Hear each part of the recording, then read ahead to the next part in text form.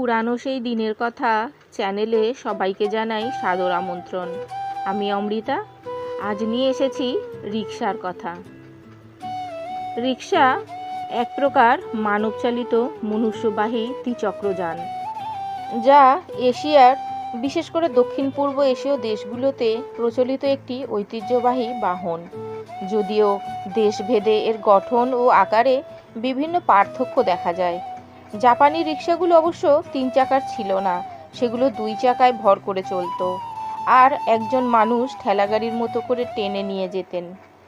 এ ধরনের রিকশাকে হাতে টানা রিকশাও বলা হয়। সাধারণত রিকশা বলতে এক জাতীয় হাতে টানা রিকশাই বোঝানো হয়ে থাকে। সাম্প্রতিককালে সাইকেল রিকশায় বৈদ্যুতিক মোটর সংযোজন করার মাধ্যমে যন্ত্রচালিত করার উদ্যোগ নেওয়া হয়েছে। বাংলা রিকশা শব্দটি এসেছে জাপানি শব্দ জিন রিকিশা থেকে। জিন মানে মানুষ, রিকি মানে শক্তি, আর সা হলো বাহন। আভিধানিক অর্থ হলো মনুষ্যবাহিত বাহন। ধ্বনি বিপর্যয়ে রিকশা। পালকি ও ঘোড়ার গাড়ির বিকল্প হিসাবে আগমন আমাদের দেশে তথা কলকাতায়। ঠিক কে প্রথম রিকশা বানালো তা আজও জানা যায় না।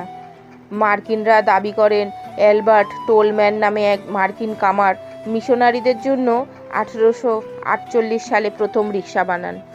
অন্যরা বলেন জোনাথ স্কোবি, তিনি থাকতেন জাপানের ইয়াকোমাহায়। তার স্ত্রী ছিলেন চলশক্তিহীন। স্ত্রীর সুবিধার জন্য তিনি এই রিকশা বানান। জাপানিরা অবশ্য বলেন রিকশা আবিষ্কার করেছিলেন ইজমু ইয়োসুকি, সুজুকি, টোকুজিরো আর তাকায়ামা কোসুকি। সালটা 1868। জাপানে রিকশা আবিষ্কৃত হলেও অচিরেই চীন যাত্রা করে রিকশা পরিচিতি পায় এশিয়ায়।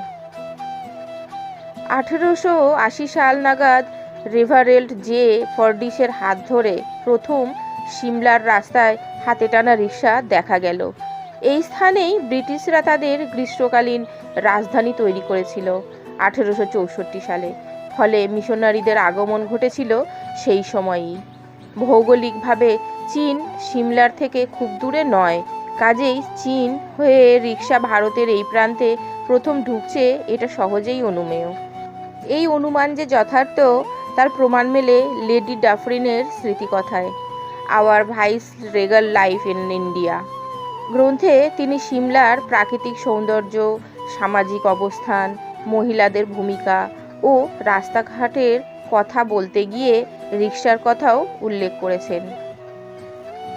রিকশা আসে এবং তা আসে চীনেদেরই হাত ধরে। তখন কেবল মালপত্র বহনের কাজেই এর ব্যবহার ছিল। 1913 থেকে 14 সালে ভাড়া নিয়ে যাত্রী তোলার কাজে রিকশাকে কাজে লাগানো হয়। 1914 সাল অবধি এদেশে চীনারাই একমাত্র রিকশা টানত। 1920-তে এই ব্যবসা ভারতীয়দের হাতে চলে আসে। 1914 সালে কলকাতা পৌরসভা রিকশায় যাত্রী পরিবহনের অনুমতি দেয়। ততদিনে ব্রহ্মদেশ মানে মায়ানমারের রেঙ্গুনেও রিকশা জনপ্রিয় হয়ে ওঠে। 1919 সালে রেঙ্গুন থেকে রিকশা যায় চট্টগ্রামে। তবে ঢাকায় রিকশা চট্টগ্রাম থেকে আসেনি, এসেছে কলকাতা থেকে। নারায়ণগঞ্জ ও ময়মনসিংহের ইউরোপীয় পাট ব্যবসায়ীরা নিজস্ব ব্যবহারের জন্য কলকাতা থেকে ঢাকায় রিকশা আনেন। রিকশা তার উৎপত্তিস্থল জাপান থেকে ছড়িয়ে পড়েছে বিশ্বের নানা প্রান্তে। তবুও রিকশার বিস্তৃতি মূলত এশীয় ও পূর্ব এশীয় দেশগুলোতে বেশি লক্ষ্য করা যায়। যেমন দক্ষিণ কোরিয়া। 1833 সালে জাপান থেকে আগত ফুয়েইকো নামের ব্যক্তির হাত ধরে দক্ষিণ কোরিয়ায় রিকশার প্রবেশ ঘটে। তার নিয়ে আসা 50টি রিকশার মধ্যে 40টি 1884 সালে জাপান বিরোধী গাপসিনকিউতে ক্ষতিগ্রস্ত হয়। অবশ্য 1945 সাল পর্যন্ত ট্যাক্সি ব্যবহার জনপ্রিয় হওয়া অবধি দক্ষিণ কোরিয়ায় রাজধানী সৌলে রিকশার প্রচলন ছিল। চীন। প্রাচীনকাল থেকে 19 শতক পর্যন্ত চীনে চাকাযুক্ত এক ধরনের চেয়ারের প্রচলন ছিল। এই চলন্ত চেয়ারকে কৃতদাসরা পিছন থেকে ঠেলে এগিয়ে নিয়ে যেত। এর ব্যবহার উচ্চবংশীয় ব্যক্তিদের মধ্যেই সীমাবদ্ধ ছিল। তবে বর্তমানে প্রচলিত রিক্সা বলতে যা বোঝায় তা সর্বপ্রথমে দেখা যায় 1898 সালে। 1874 সালে জাপান থেকে 1000টি রিক্সা আমদানির মাধ্যমে সাংহাইতে রিক্সা শিল্পের যাত্রা শুরু হয়। 1914 সালের মধ্যে সেখানে রিক্সার সংখ্যা দাঁড়ায় 9718। বেশিরভাগ রিক্সা শ্রমিক ছিল শ্রমজীবী গরিব শ্রেণীর মানুষ। 1940 সালের মধ্যে সেখানে রিক্সা শ্রমিকদের সংখ্যা 1 লাখ জনে উন্নীত হয়। বাংলাদেশ। দক্ষিণ এশিয়ার দেশ বাংলাদেশে রিক্সা একটি বহুল ব্যবহৃত পুরানো যানবাহন। দেশের আনাচে কানাচে রয়েছে রিক্সা। ঢাকাকে বিশ্বের রিক্সা রাজধানী বলা হয়। এই শহরে রোজ প্রায় 4 লাখটি সাইকেল রিক্সা চলাচল করে। গিনিস বুক অফ ওয়ার্ল্ড রেকর্ডের তথ্য মতে ঢাকায় কমপক্ষে 5 লক্ষাধিক রিক্সা চলাচল করে এবং ঢাকার 40% মানুষই রিক্সায় চড়ে। বাংলাদেশের রিক্সা নিয়ে অনেক গবেষণাও হয়েছে। এদেশের রিক্সাসমূহ গঠন এবং শৈল্পিক দিক থেকে স্বতন্ত্র। রিক্সাগুলোতে শৈল্পিক হাতের ছোঁয়ায় ফুটে উঠেছে রিক্সা চিত্র।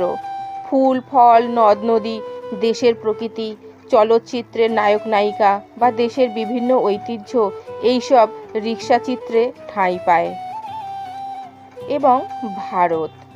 দক্ষিণ এশিয়ার বৃহত্তম দেশ ভারতেও রিক্সা দেখতে পাওয়া যায়।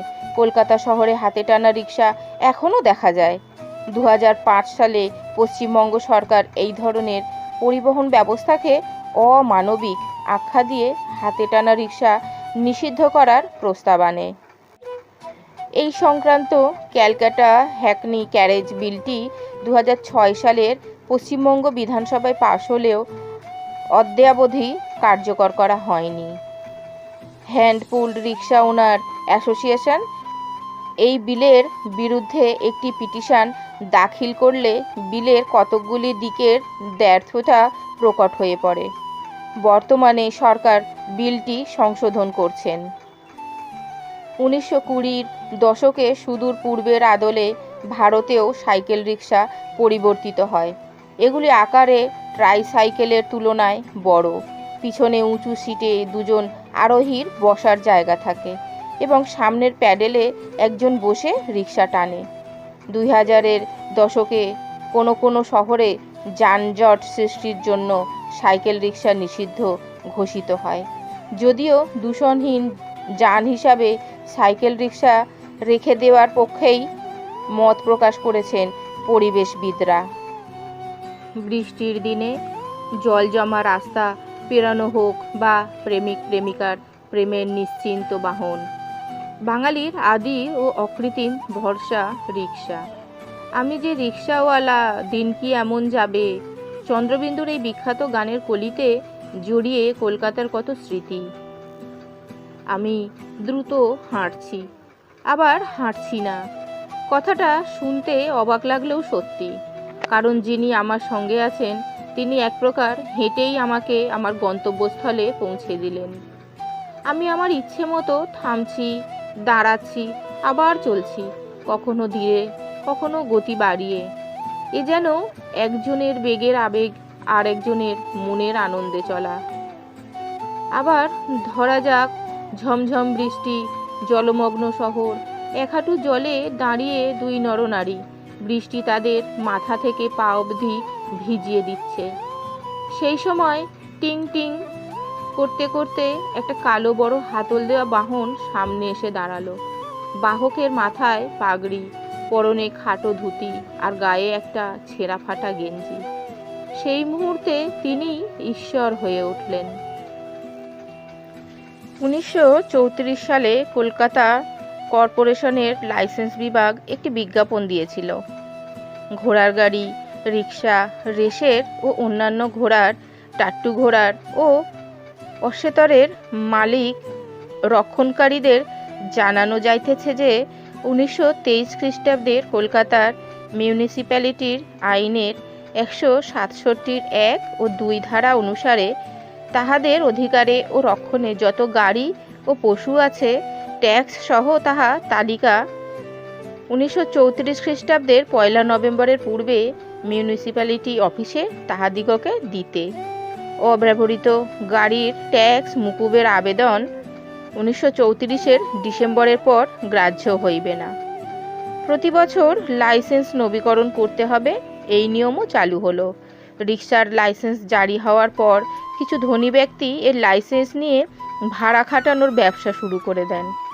1947 সালের আগে রিক্সার ভাড়া ছিল এই রকম: 2 জন বসলে দূরত্ব অনুসারে 1 মাইল পর্যন্ত 3 আনা, 1 মাইলের বেশি হলে প্রতি অংশের জন্য অতিরিক্ত 3 আনা করে। এ তো গেল সেদিনের কথা। বর্তমানে রিক্সার ভাড়া কত আমরা কি তার হিসাব করতে পারি? রিক্সা চড়ে যাতায়াতের সময় আমরা কতটা পারিশ্রমিক দিলাম সেটা নিয়ে মনটা খুঁতখুত করতে থাকে। কারণ যন্ত্রচালিত বাহনের প্রতি কোনো আবেগ না থাকলেও এই রিক্সাওয়ালাদের উপর আমাদের কিছুটা মায়া মমতা থাকেই। তারা যেভাবে শীত, গ্রীষ্ম, বর্ষা উপেক্ষা করে কষ্ট করে আমাদের গন্তব্যস্থলে পৌঁছে দেন, তার মূল্য আমরা সঠিক দিতে পারি না। তবুও বর্তমানে রিক্সার সংখ্যা কম হলেও মনে হয় একেবারে বন্ধ করে দেওয়া উচিত নয়। যন্ত্রচালিত বাহনের পাশাপাশি মনুষ্যচালিত এই বাহনটিও কলকাতা আলো করে থাকুক, এটাই আমাদের কাম্য। আজ এই পর্যন্তই থাক। ভিডিওটি দেখার জন্য অনেক ধন্যবাদ। নমস্কার।